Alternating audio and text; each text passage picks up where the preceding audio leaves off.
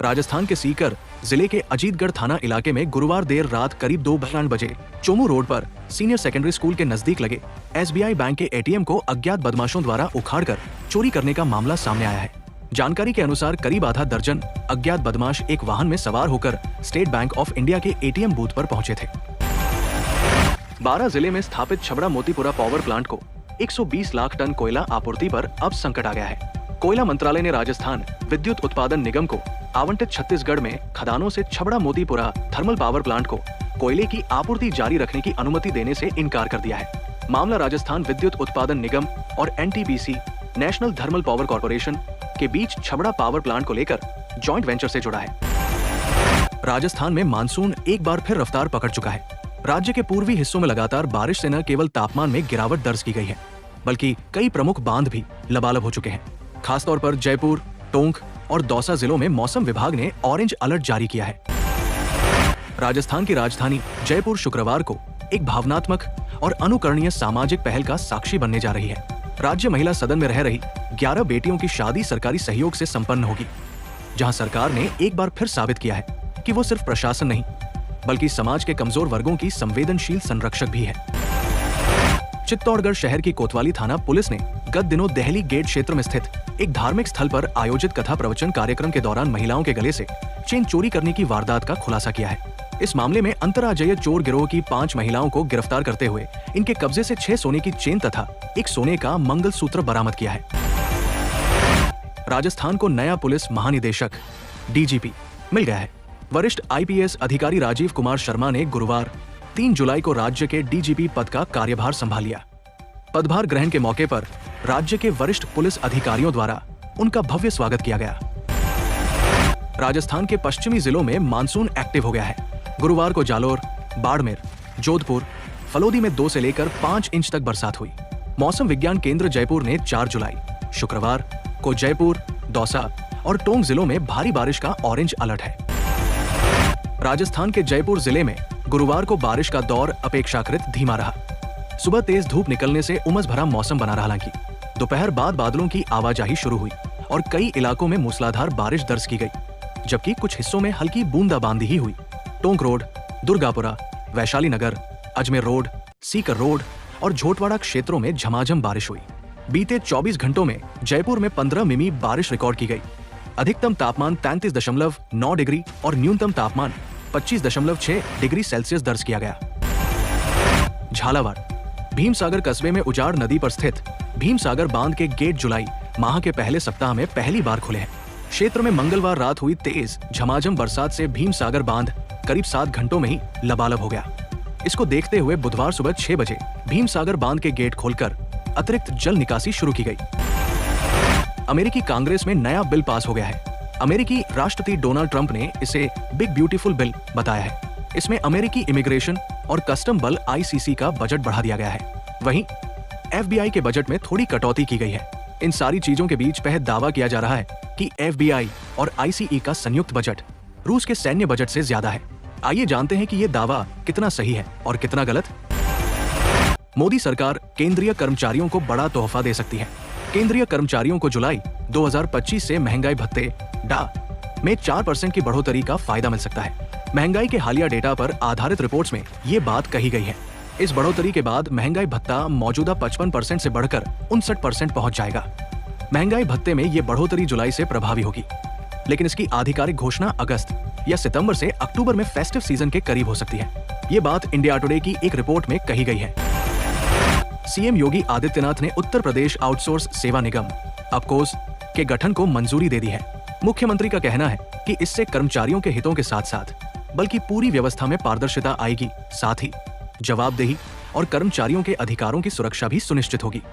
लखनऊ में अधिकारियों के साथ बैठक में मुख्यमंत्री योगी आदित्यनाथ ने प्रस्तावित निगम की कार्यप्रणाली, उसकी संरचना और लक्ष्य को लेकर दिशा निर्देश दिए।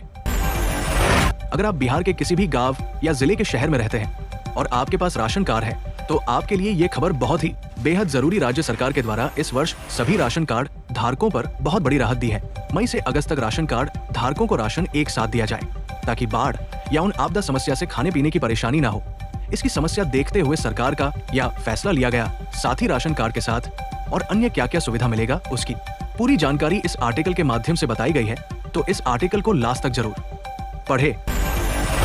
योगी ने पूर्व सैनिकों और होमगार्ड्स को जेम के गेम से निकाला, टेंडर का झमेला खत्म, सीधी सेवा ली जाएगी।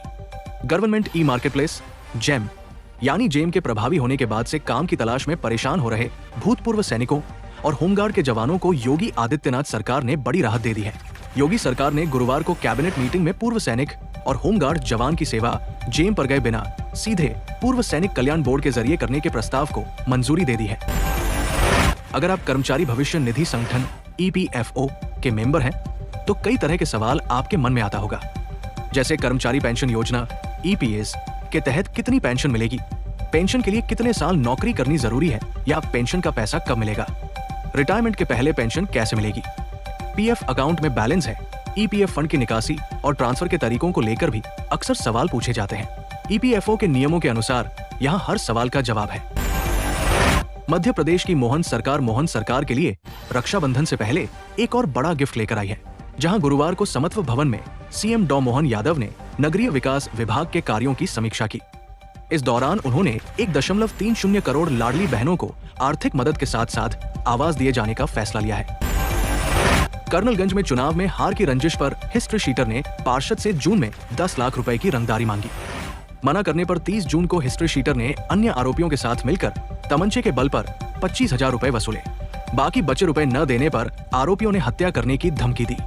पुलिस ने रिपोर्ट दर्ज कर हिस्ट्री शीटर को गिरफ्तार कर लिया है। अमेरिकी राष्ट्रपति डोनाल्ड ट्रंप का वन बिग ब्यूटीफुल बिल गुरुवार देर रात पास हो गया।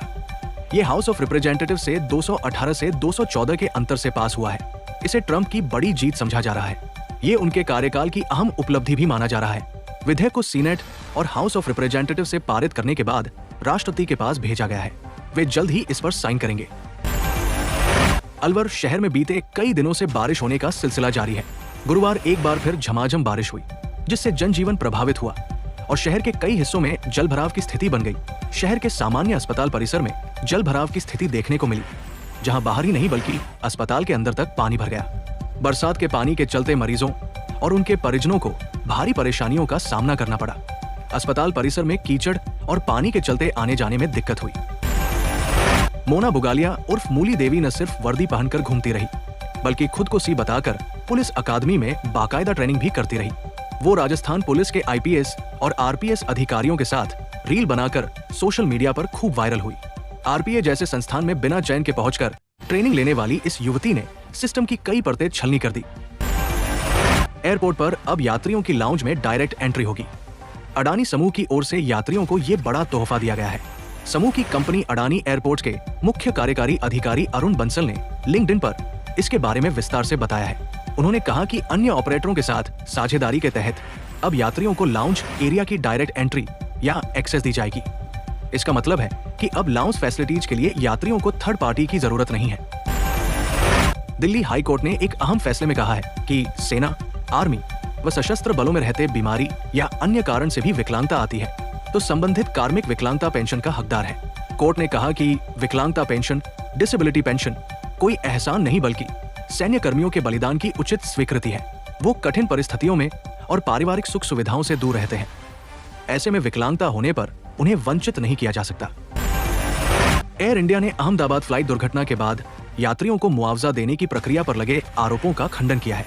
एयरलाइन ने कहा कि मृतकों के परिवारों को दी गई प्रश्नावली केवल पारिवारिक संबंधों की पुष्टि के लिए थी, ताकि अस्थायी भुगतान सही लाभार्थियों को मिल सके। राज्य ब्यूरो चंडीगढ़। हरियाणा सरकार ने बुधवार को एक आदेश जारी कर प्रदेश में 7 IPS अधिकारियों का तबादला कर दिया है। प्रदेश की गृह सचिव सुमिता मिश्रा की तरफ से जारी किए आदेशानुसार वर्ष 1991 बैच के IPS आलोक कुमार को अब कमांडेंट होमगार्ड तथा सिविल डिफेंस का निदेशक लगाया गया है। ग्राम विकास अधिकारी पहले ग्राम सेवक के नाम से जाने जाते थे। नई नियमावली के अनुसार ग्राम विकास अधिकारी अब राज्य अधीनस्थ अराजपत्रित सेवा में शामिल होंगे। अब उनका एक जिले से दूसरे जिले में तबादला किया जा सकेगा। वहीं सेवा नियमावली से ग्राम सेवक पदनाम का विलोपन कर ग्राम विकास अधिकारी कर दिया गया है।